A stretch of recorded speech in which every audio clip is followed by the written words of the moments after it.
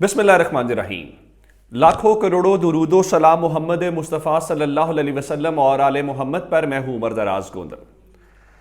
आप माने या ना माने, पाकिस्तान तहरीक इंसाफ जो है वो मुख्तलिफ तरीक़ों बहानों से तीर लगाती है और उसमें से कुछ तीर निशाने पर जा लगते हैं और जो निशाने पर जा लगते हैं उनके नतायज फिर सामने आते हैं और उसकी भरपूर चीखें सुनाई देती हैं।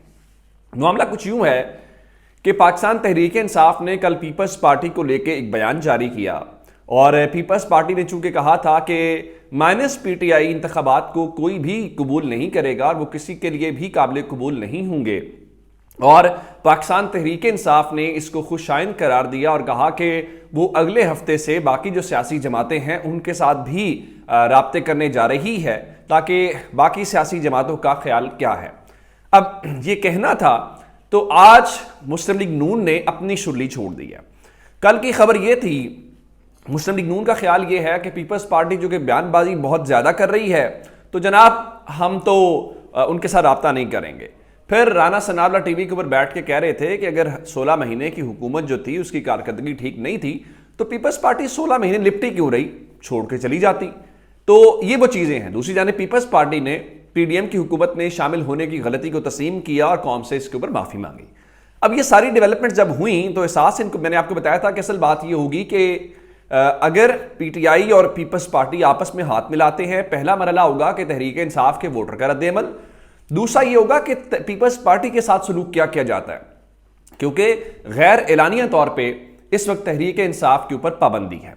अब ये होना था तो मुस्लिम लीग नून के कैंपों के अंदर हलचल पैदा हुई और आज उसी राना सनाउल्लाह के जरिए बयान जारी करवाया गया है कि जो नवाज शरीफ हैं और उसके बाद आसिफ अली जरदारी हैं उनकी मुलाकात जल्द होगी। हालांकि जो आखिरी प्रेस कॉन्फ्रेंस शहबाज शरीफ ने की थी, मैं उस प्रेस कॉन्फ्रेंस में मौजूद था, तो शहबाज शरीफ ने बिलावल के मुतालिक ये कहा था कि बिलावल मेरे बड़े अच्छे वजीर खारजा रहे, मैं सोच रहा हूं काफी दिन हो गए उनको फोन करूं। ये नवाज शरीफ के आने से पहले की प्रेस कॉन्फ्रेंस थी, इस बात को भी काफी दिन हो गए, लेकिन पीपल्स पार्टी ने अमली तौर पे, मुस्लिम लीग नून ने अमली तौर पे उनसे कोई राब्ता नहीं किया। अब चूंकि उनको लग रहा है कि ये तो मामला थोड़ा गड़बड़ हो जाएगा तो अब उनको वो याद आना शुरू किया और फिर मुस्लिम लीग नून ऐसे ऐसे लतीफे लोगों को सुना रही है कि लोगों को यकीन नहीं आ रहा। मिसाल के तौर के ऊपर जो जावेद लतीफ साहब हैं वो कहते हैं कि आज नवाज शरीफ मकबूलियत की बुलंदियों पर हैं और अगर वो मकबूलियत की बुलंदियों के ऊपर हैं तो इतने मकबूल रहनुमा को उसके मुंह से इलेक्शन का लफ्ज सुनने को कौम तरस गई है, इलेक्शन की तारीख का मुतालबा सुनने को तरस गई है, लेकिन कौम का जिसकी मकबूलियत इंतहा के ऊपर है, लेकिन जावेद लतीफ साहब पता नहीं कहाँ की मकबूलियत देख रहे हैं। उनको चाहिए कि वो अनारकली जरूर जाएं, वो गवाल मंडी जरूर जाएं, वो टकसाली गेट जरूर जाएं, वो जितने अंदरून लाहौर है वहां पे जरूर जाएं। मैं पोश इलाकों की बात नहीं कर रहा, लाहौर बहुत बदल चुका है और मैं आपको बात बताऊं कि रावी के पुल के नीचे से बहुत सारा पानी बह चुका है जिसको मुस्लिम लीग नून कबूल नहीं कर रही। उसकी वजह क्या है? मुस्लिम लीग नून जिस बुनियाद के ऊपर इतनी कॉन्फिडेंट है और उनको पता है हमारी हुकूमत बन जाएगी, वो बातें भी ठीक है। मिसाल के तौर के ऊपर नवाज शरीफ इस वक्त चाहें तो पाकिस्तान के जजेस को भी चैलेंज कर सकते हैं। मैंने आपको पहले भी खबर दी थी कि जब नवाज शरीफ की पहले उन्होंने दरख्वास्त लगाई थी तो मुस्लिम लीग नून ने खबर जारी कर दी थी आइंदा हफ्ते से नवाज शरीफ जो है वो सियासी सरगर्मियां शुरू कर देंगे, जिसका मतलब ये था कि भाईजान हमें पता है आपने फैसला के दिन और आपने क्या फैसला दे रहे हैं। अब अगली खबर सुन लीजिए।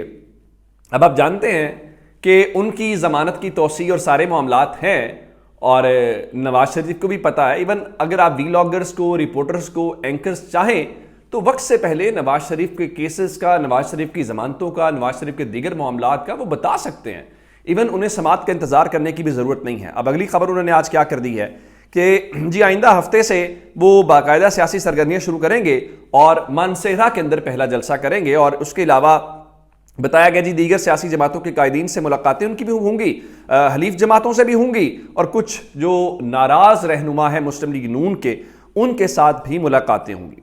ये मामूल की खबर आपको अगर लगती है कि वो जलसे का शेड्यूल दे रहे हैं, मामूल की सियासी सरगर्मियां दे रहे हैं, तो फिर यह आपका काम है। बुनियादी तौर पे नवाज शरीफ साहब जज साहब को कह रहे हैं कि आप जरा करके तो दिखाएं इसके अलावा, क्योंकि उन्होंने ना जेल जाना है, ना उन्होंने सजा काटनी है, ना उनको कोई जेल डाल सकता है, ना उनको कोई सजा दे सकता है, उनको क्लीन चिट देनी है और उनको यहां से निकाल के आपने मनसब इक़्तिदार के ऊपर बिठाना है। वो कैसे बिठाना है? क्या लोगों के वोटों के साथ बिठाना है या बस बिठाना है? तो उस सवाल का जवाब है कि बस बिठाना है, और वो बिठा दिए जाएंगे और नवाज शरीफ बैठ भी जाएंगे। लेकिन याद रखिएगा, मैं आपको एक बात बताना चाहता हूं, अगर नवाज शरीफ 3 बार वजीर आजम बन के भी उनका पेट वजारत उज़्मा को लेकर, मैं कह रहा हूं, मैं कोई और बात नहीं कर रहा, या हम एक और बात कर लेते हैं, अगर 3 बार भी वजारत उज़्मा का मनसब संभाल के उनकी वजीर आजम वाली प्यास नहीं बुझी, तो आप यकीन मानिए चौथी बार भी नहीं बुझेगी। लेकिन इस बार एक प्रॉब्लम होगी कि वो वजीर आजम बन जाएंगे, लेकिन तारीख का मुतनाज़ तरीन किरदार होंगे, और तारीख में उनको जैसे याद रखा जाएगा जो कुछ होगा। चूंकि इस वक्त तो टीवी चैनल जो हैं वो ज़ाहिर है उन बेचारों की क्या मजाल है, लेकिन जो मौरख होता है, जो तारीख वाले होते हैं, वो टीवी की तरह इश्तहारात के ऊपर तो नहीं चलते कि उनको जो हुकूमतें हैं वो कंट्रोल करें, उनको बताएं कैसे खबर चलानी है, कैसे खबर नहीं चलानी। एक खबर और ले लीजिए, चूंकि मैंने आपको बताया कि वजीर आजम बनाना है, तो शहबाज शरीफ के साथ आज मुलाकात एक करवाई गई है, और ये मुलाकात जो है वो उनकी रिहाइशगाह के ऊपर कराई गई है। पाकिस्तान तहरीक इंसाफ की मुनहरिक साबिक रुकन कौमी असम्बली है वजिया कमर, वो आज नून लीग में शामिल हो गई हैं। वजिया कमर साहिबा ने ये मुनहरिफ रुकन थी, और इन्होंने कुरान पाक के ऊपर हल्फ दिया था कि उन्होंने किसी से पैसे नहीं पकड़े। तो आप यूं समझिए कि राजा रियाज के बाद ये खातून दूसरी हैं जो मुस्लिम लीग नून के अंदर शामिल हुई हैं। अब इस बात का क्या सबूत है या उनको क्या गारंटी दी गई है कि उनको मुस्लिम लीग नून का टिकट मिलेगा? ये जाहिर है या तो वजिया कमर बता सकती हैं या मुस्लिम लीग नून बता सकती हैं। इस वक्त अवामी सतह के ऊपर मुस्लिम लीग नून के टिकट की तमाम तर हवाओं, तमाम तर फजाओं के बावजूद ऐसी सूरत हाल नहीं है कि आप सड़कों के ऊपर निकलें तो आपको मुस्लिम लीग नून के झंडे नजर आए, घरों के अंदर मुस्लिम लीग नून हो। तो वो होता है ना एक जिस तरह एक पूरी कौम के ऊपर, वो तो नजर नहीं आ रहा। अब किस बुनियाद के ऊपर है वो अपनी मर्जी है।